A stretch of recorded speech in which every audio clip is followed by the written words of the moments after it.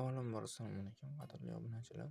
Bugun sizlar bilan multimetr va mini testerni qanday ishlashini o'rganamiz.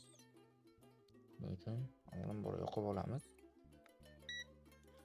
Bu avto rejimda ishlaydi.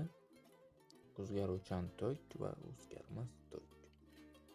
O'zgaruvchan tok bu o'zimizni xonadondagi iste'molda ishlatayotgan bir fazali tok.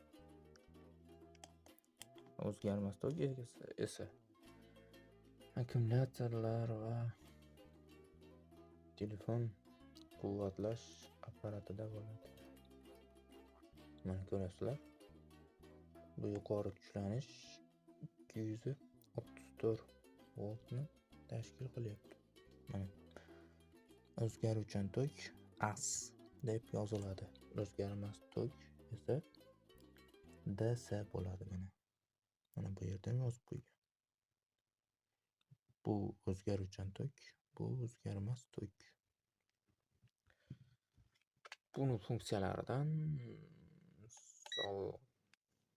elektr simini qayerdadir uzilish bo'lib qolsa, shuni aniqlaydigan funksiyasi bu. Agar kabelni qayerdadir uzilish bo'lsa, shu tiyillamay qoladi.